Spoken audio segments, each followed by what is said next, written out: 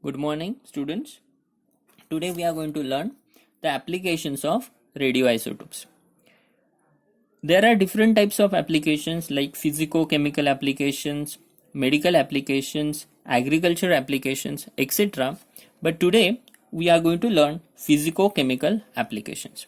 And we know that radioisotopes are the substances, or these are the some of the nuclei who has a capacity to emit radiations. So the radiation emitted by these substances are measured by the instrument, and by that we can get to know many more things. So under physico-chemical applications, the first we are going to discuss determination of solubility of sparingly soluble substances. Sparingly soluble substances means these are the substances which are partially soluble in solvents like water. The best example is silver nitrate, lead iodide. The basic principle involved in this process is, here we are comparing the activity. Activity means the specific activity of the aliquot of saturated solutions of labeled substance with that of known amount of labeled substances. This part we are going to learn by considering lead iodide as an example. This determination involves two steps that we are going to discuss as a set 1 and set 2. So under the step 1, that is a set 1, initially we are going to take a stock solution of a Ki, which is our sample solution of Ki, which is labeled with iodine 131. This solution is diluted by water so that we should get 10,000 to 50,000 counts per minute per ml. In this Ki solution, we will add lead acetate. So when this lead acetate reacts with the Ki, there is a formation of lead iodide. This lead iodide precipitate this lead iodide precipitate is formed. This precipitate then undergoes centrifugation, and after centrifugation we will remove, or we will throw centrifugate, and we will collect only precipitate. So by decanting we are removing all the solutions, and we will take only precipitate. In that precipitate, again we will add distilled water, again we'll go for centrifugation. So this procedure means taking precipitate, adding distilled water, go for centrifugation, throw that centrifugate, collect the precipitate, and again add distilled water, again go for centrifugation. This process we repeat 2 to 3 times so that we should remove all the excess Ki. After this, whatever precipitate we will get, it is dried under IR lamp, and the specific activity shown by that dry precipitate of lead iodide is determined. Let us consider the value is S1. Next, the set 2, or the second stage. In the second stage, we will first take a known amount of isotopic labeled lead iodide precipitate. This precipitate is dissolved in a distilled water at around 50 degrees Celsius, and then it is cooled to room temperature. From this solution, we will take just 0.1 ml in a cupped planchet. Cupped planchet is one of the apparatus. In this, we are just taking this 0.1 ml, and that solution is then dried by using IR lamp. After drying, again we will get precipitate. The specific activity of that precipitate is measured, and the value is considered to be S2. So once we come to know the value of S1 and S2, then the solubility of lead iodide is determined by the formula S2 upon S1 into 10 raised to 4 milligram per liter, or which is equal to S2 upon S1 into 10 divided by M, where M is molar mass of lead iodide in terms of mole per liter. Second application which we are going to learn is to find the surface area of powder or precipitate. So this part is very important in surface chemistry studies, specifically to learn catalytic absorption, because we know that the catalytic property depends on the surface area. As the surface area is more, catalytic property is more. So the finding the surface area played a very important role. So this particular technique is used.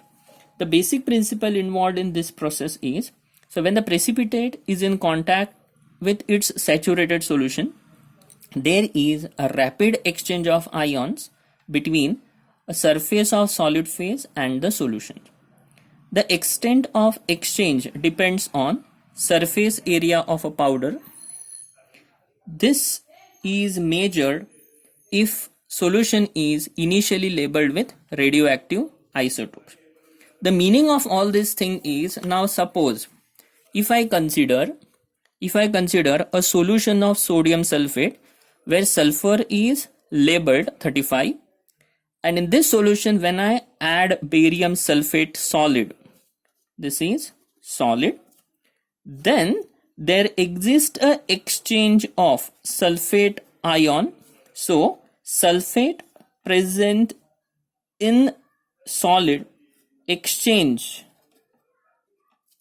with sulfate in the solution, and sulfate where sulfur is labeled from solution is exchanged with that of solid sulfate ion. So this exchange continued till equilibrium is reached, and the extent of exchange depends on surface area. Means if a surface area of a solid is more, you can see the more sulfate where sulfur is labeled gets exchanged. So if a surface area is more exchange takes place. If surface area is less exchanges takes place. So this is the basic principle behind this process. So based on that, so the total active atoms on a surface, so total active atoms on the surface means the ratio of total active atoms in the surface, that is SO4 sulfur 35 divided by that of in the solution, is equal to the total amount of substance on a surface divided by total amount of solution or substance in a solution. So this is a basic relationship which we are going to use in determining surface area of powder or precipitate. To understand this, we are going to consider an example of barium sulfate where sulfur is labeled. So again it involves two steps. The first step is, initially we are going to take a clear saturated solution of barium sulfate, and in this solution we will add 0.1 to 0.5 ml of sodium sulfate where sulfur is isotopic labeled. So sodium sulfate is called tracer. So again I will repeat, we are taking saturated barium sulfate solution, and in this we are adding around 0.1 to 0.5 ml of sodium sulfate tracer, and after adding this, the solution whatever we get, its specific activity is determined, and let me consider S1 count per minute per ml is the activity shown by that solution. Second stage, we will take around 1 gram of a sample barium sulfate. So here we will take 1 gram of barium sulfate sample precipitate, and this is mixed with VmL of labeled sodium sulfate solution. So now when you add barium sulfate precipitate in sodium sulfate solution, there exists a rapid exchange of sulfate ion between solid barium sulfate and that of sodium sulfate solution, and this particular exchange takes place till this equilibrium is reached, and therefore the total sulfate on the surface divided by total sulfate on solution is equal to that of active sulfate on surface to the active sulfate in solution. once this equilibrium is reached, the precipitate, whatever we get, will centrifugate that solution, and from that the specific, then whatever solution is there, means after centrifugation, whatever centrifugate we get, its specific activity is determined. That is S2 count per minute per ml. Now the basic difference between the first application here, in a first application, that is to determine solubility of sparingly soluble substance, here we are finding the specific activity of precipitate, and in the second application, that is to find out surface area of a powder or precipitate, here we are finding specific activity of solution.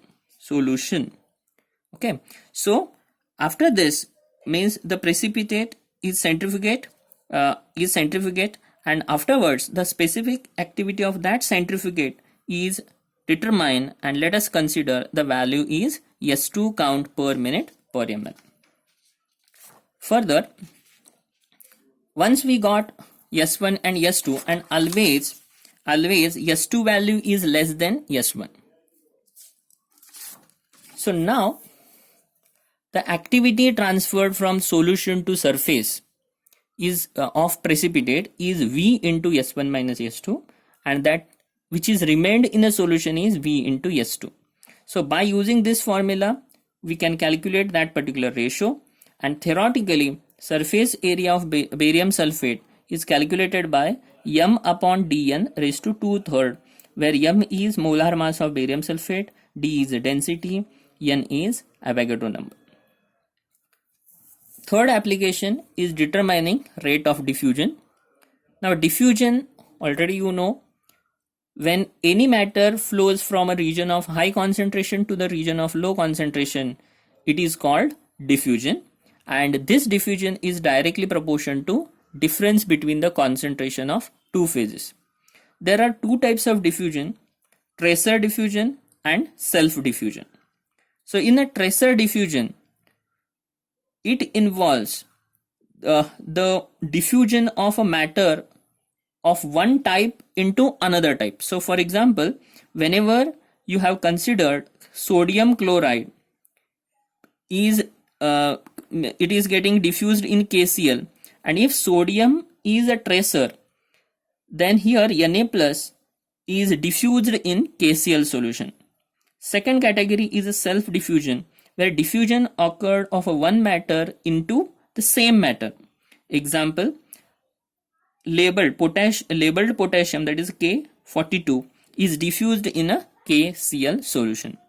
Now during this particular rate determination of rate of diffusion, here we are using a tracer technique, and by tracer technique we can find out the rate at which the transfer of or the diffusion of Na23 into KCl solution. So as diffusion occur, slowly the activity shown by Na plus 23 tracer in a solution increases, and with this we can find out rate of diffusion. And for this you have to refer Erniker book. Thank you.